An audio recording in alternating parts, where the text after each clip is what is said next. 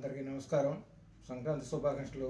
Bhimireddy Pullareddy, political analyst, Sabari news channel Khammam. ఈరోజు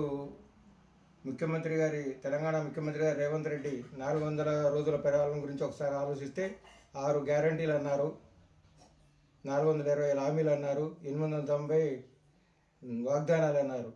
ఇందులో 6 గ్యారంటీల్లో అమలుపరిచింది కేవలం ఏంటంటే రుణమాఫీ ఒకటి చేశారు. రుణమాఫీ కూడా టోటల్గా ఏమిటంటే ఆంధ్ర వాళ్ళకి కూడా చాలామందికి ఇచ్చారు. 200 అంటే ఇక్కడ కొంతమందికి ఇవ్వకుండా పెట్టారు. కార్డు లేని పేరుతోనే ఆంధ్ర వాళ్ళకి భారీ ఎత్తున ఇచ్చారు. ఆంధ్ర వాళ్ళు కూడా లబ్ధి పొందారు. 2 ఫ్రీ బస్సు ఒకటి మహిళలకు ఇచ్చారు. 3వది సబ్సిడీ మీద గ్యాస్ మహిళలకు ఇచ్చారు. గృహజ్యోతి పథకం ఉచిత కరెంటు బిల్లు గృహజ్యోతి పథకం కింద ఇస్తున్నారు. మిగతా ఏమీ అమలు పరచలేదు. టోటల్గా ఏమిటంటే ఏది కూడా 4,000 రూపాయల ఆసరా పెన్షన్ కానీ, ఇందిరా మిల్లు కానీ, 14,000 రూపాయలు రైతుకు కౌలు రైతులకు కానీ, 12,000 రూపాయల వ్యవసాయ కూలీలకు కానీ ఏమీ అమలుపరచలేదు. ఇప్పుడు తులం బంగారం ఇస్తామన్నారు, కళ్యాణ లక్ష్మితో పాటు అది కూడా అమలుపరచలేదు. ఇవన్నీ చాలా వాగ్దానాలు చేశారు. ఈ 990 వాగ్దానాల్లో ఇంకా ఏమిటంటే చాలా చేశారు. జిల్లాలు ఏర్పాటు చేస్తాం, ఇది చేస్తామని లోకల్లో బోర్డంత నాయకులు రాహుల్ గాంధీతో కొన్ని చెప్పించారు, ప్రియాంక గాంధీతో కొన్ని చెప్పించారు. ఇవన్నీ కూడా ఇవి అమలు పరచలేదు. ఇప్పుడు రుణమాఫీ అనేది ఎందుకు ఇచ్చారు? ఒకప్పుడు 78లో మర్రి చెన్నారెడ్డి గారు, 89లో మర్రి చెన్నారెడ్డి గారు ముఖ్యమంత్రి ఉండగా కేంద్రంలో అధికారం లేకపోతే కూడా ఇక్కడ మొదటిసారి ఆంధ్రప్రదేశ్లో అధికారం వచ్చిన తర్వాత వీటిని చూసి మిగతా రాష్ట్రాలు కూడా కాంగ్రెస్ పుంజుకోవడానికి కేంద్రంలో రాష్ట్రంలో కూడా జరిగింది. ఇక్కడ పరిస్థితి 2000 రాష్ట్రం నిలువుని ఎడదీసి ఇష్టం వచ్చిన హామీలతోనే 10 సంవత్సరాలు ఎక్కడ పోయింది. ఆంధ్రాలోనే జెండా కట్టే పరిస్థితి లేకుండా పోయింది. ఇప్పుడున్న ముఖ్యమంత్రులు చేసిన పని ఎంత పారాచూట్ చేయడం పరిశ్రమవేత్తలు దింపారు.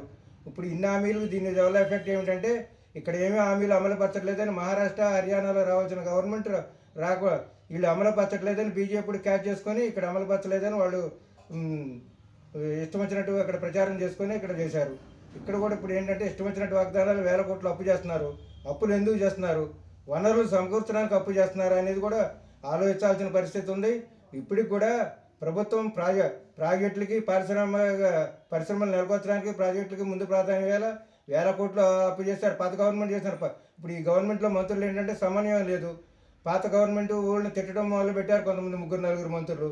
మిగతా ఈ ఆట కూడా విద్యాశాఖ మంత్రి లేడు, హోంశాఖ మంత్రి లేడు. 13 నెలల పాలనలో కనీసం మంత్రివర్గ విస్తరణ చేయలేదు ఇవాళ కూడా. అంటే ఢిల్లీ తప్ప ఇది నేషనల్ పార్టీ కాబట్టి ఎక్కడ తప్ప అక్కడ తప్ప అని కాదు. ఇక్కడ టోటల్గా సమన్వయంలో ఎవరు ఇష్టం వచ్చినట్టు వాళ్ళు మాట్లాడుతున్నారు మంత్రులు కూడా. పీసీసీ ప్రెసిడెంట్ అయ్యి 4 నెలలు అయింది. ఈ ఆట వాడు కూడా పీసీసీ కార్యవర్గాన్ని కూడా ఫిలప్ చేయలే. అంటే కాంగ్రెస్ పరిస్థితి కాంగ్రెస్లోనే అంతర్గతంగా ఆ విధంగా ఉంది. పార్టీ ఒకప్పుడు ఆంధ్రప్రదేశ్ను చూసి మిగతా రాష్ట్రాలు దేశం కూడా అధికారం కాంగ్రెస్ నిలబెట్టడం పరిస్థితి ఏర్పడింది. ఇవాళ ఇక్కడ చూసిన వాగ్దానాలు ఇవన్నీ చేసి ఏంటంటే ఏమీ చేయకుండా వదిలిపెట్టే పరిస్థితి ఏర్పడింది. సమన్వయ లోపం ఉంది. ఇంకోటి మంత్రులు ఏమంటున్నారో ఒకళ్ళకి తెలియకుండా ఉంది. భారీ ఎత్తున అవినీతి అంటారు పాత ప్రాజెక్టుల మీద. దుమ్మగూడెం ప్రాజెక్టు 1850 కోట్లు అసలు ఎస్టిమేషన్ అయితే 20,000 కోట్లు పాత గవర్నమెంట్ దుర్వినియోగం చేసిన మంత్రులు అన్నారు. పేపర్ వాళ్ళందరూ కూడా అదే రాశారు. అంటే పేపర్ వాళ్ళు కూడా మంత్రులు లేదంటే అదే రాయటం ఇచ్చారు తప్ప ఈ వ్యవస్థను అంతా దిగజార్చారు. రాజకీయ వ్యవస్థను కూడా ఒకప్పుడు నెహ్రూ గారు కానీ ఇతర పార్టీలు కూడా ఇతర పార్టీలని లేకుండా చేయాలని చేయాలి. ఇతర పార్టీలు గౌరవించకుండా పరిపాలన సాగించారు. ఇప్పుడు కూడా చేయాల్సింది ఏంటంటే ఏ ప్రభుత్వం ఉన్నా ఎవరు చేసినా నైతిక విలువలు ఉండాలా, పారదర్శక పరిపాలన ఉండాలా, జవాబుదారీతనం ఉండాలా. ఈ గవర్నమెంట్ వచ్చిన తర్వాత నేను గమనించింది ఏంటంటే జవాబుదారీతనం లేదు. సమాచార హక్కు చట్టమే పని చేయట్లేదు. 20 పిటిషన్ పెడితే ఒక్కదానికి కూడా సమాచారం నుంచి ఇవ్వరు. కలెక్టర్ ఆఫీస్ నుంచి కానీ, ఎండీ ఆఫీస్ నుంచి కానీ, ఇంకా పై రాష్ట్ర ప్రభుత్వ కార్యాలయాల నుంచి కూడా ఏమి రాదు. అంటే ఎవరికి వారు ఏమైనా తీరన్నట్టుంది.